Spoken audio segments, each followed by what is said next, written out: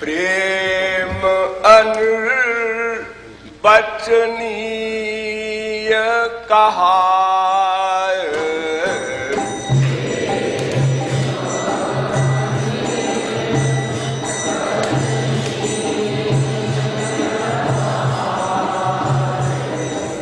प्रेम अनिर्वचनीय कहाय,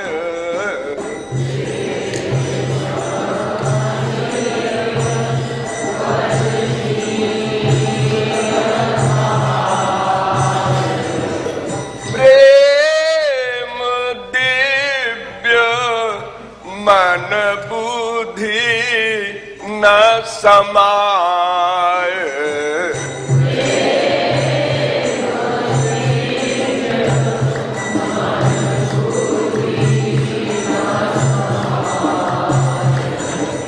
प्रेम अनिर्वचनीय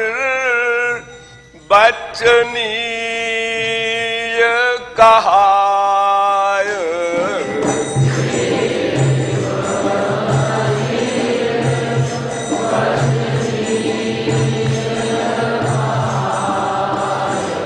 प्रेम शब्द आप लोग बहुत सुनते हैं, यूज करते हैं, उसका प्रयोग करते हैं। सारा संसार करता है प्रयोग इस शब्द का।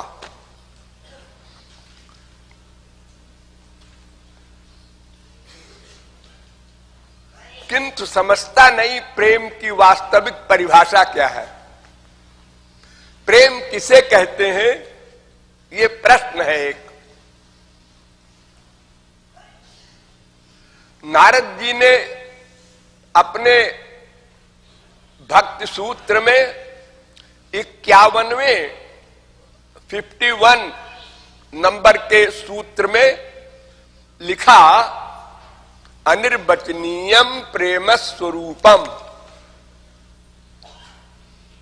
ये इतना इंपॉर्टेंट सूत्र है नारद जी का कि लोग नारद भक्ति दर्शन को प्रेम दर्शन कहने लगे। नारद भक्ति दर्शन नहीं है, ये नारद प्रेम दर्शन है।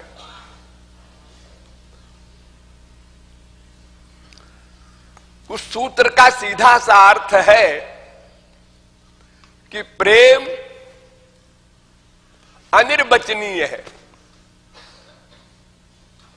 प्रेम का स्वरूप बताया नहीं जा सकता। प्रेम किसे कहते हैं, ये अगर प्रश्न कोई करे तो इसका उत्तर ये है, चुप। कोई बता नहीं सकता। अनिर्वचनीय माने जिसका निर्वचन न हो, जिसका निरूपण न हो सके, जिसको कोई किसी को समझा न सके, उसको अनिर्वचनीय कहते हैं। ये ज्ञानी लोग ब्रह्म को अनिर्वचनीय कहते हैं, जगत को अनिर्वचनीय कहते हैं। बहुत ध्यान से सुनो, ब्रह्म अनिर्वचनीय है। वो निराकार ब्रह्म को मानते हैं ना, निर्गुण निर्विशेष निराकार ब्रह्म उनका उपास्य है। तो अपने ब्रह्म को वो कहते हैं अनिर्वचनीय है। अवांग मनस गोचरत्वेन अनिर्वचनीयम ब्रह्म स्वरूपम। इंद्रिय मन से अगोचर है, इसलिए अनिर्वचनीय है ब्रह्म। यतो वाचो निवर्तन्ते अप्राप्य मनसा सह, वेद कहता है, सात ग्रंथ कहते हैं। गो गोचर जहां लगी मन जाई, सो सब माया जानहु भाई। और भगवान के लिए सब कहते हैं माया गुण गोपार। राम अतर्क्य बुद्धिमान बानी। इंद्रिय मन बुद्धि से परे है राम। चाहे सगुण साकार भगवान हो, चाहे निर्गुण निराकार भगवान हो, इंद्रिय मन बुद्धि से परे है। तो अभांग मनस गोचरत्वेन ब्रह्म अनिर्वचनीय है और जगत सत्ता सत्ताभ्याम अनिर्वचनीयम, जगत भी अनिर्वचनीय है। उनके यहां एक ग्रंथ है खंडन खंड खाद्य, अद्वैत वेदांत में बड़ा प्रख्यात ग्रंथ है। उसका दूसरा नाम है अनिर्वचनीय सर्वस्व। उसमें ऐसा है कि जो भी आप प्रश्न करेंगे उसको काट देगा वो। जैसे आपने कहा नाक किसे कहते हैं, ध्यान दो, नाक किसे कहते हैं, तो उत्तर दिया गया कि जो गंध को ग्रहण करे उसका नाम नाक। अच्छा, और गंध किसे कहते हैं?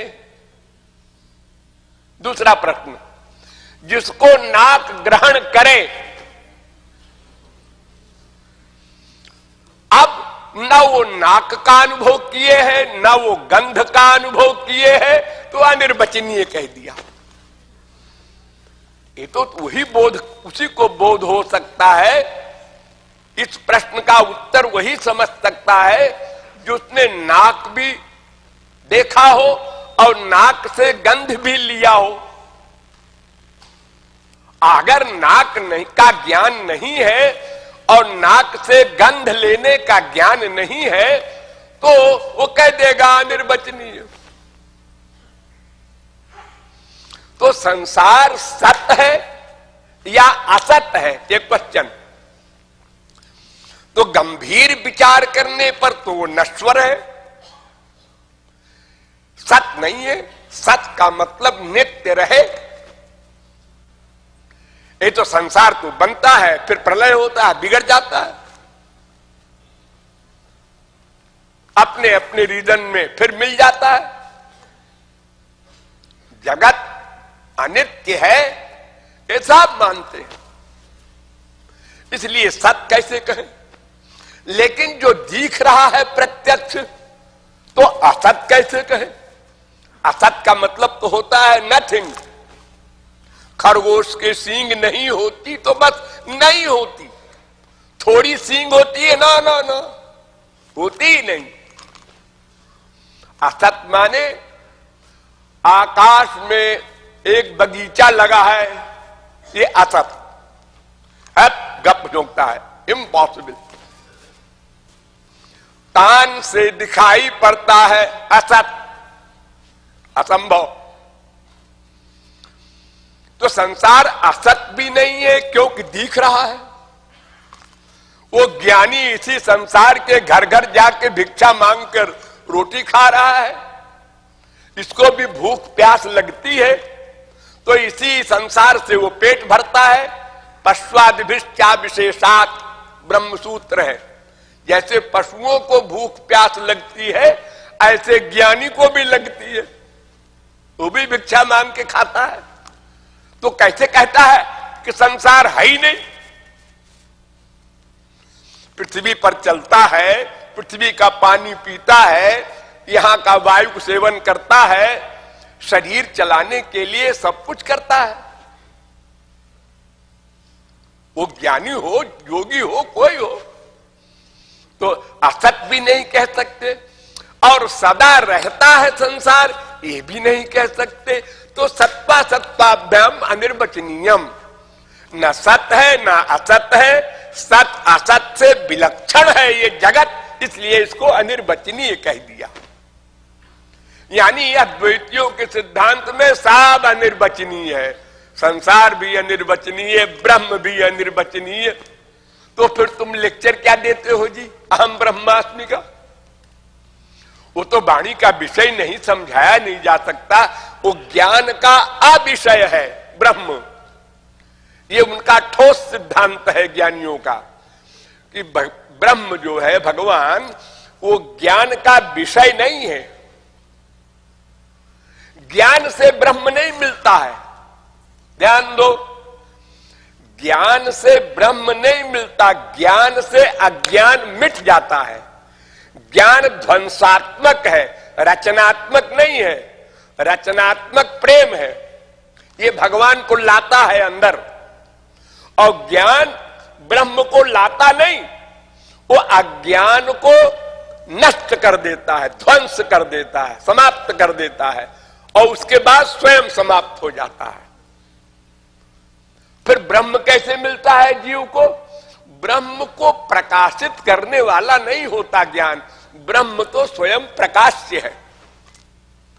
अविद्या गई, बस ब्रह्म प्राप्त हो गया।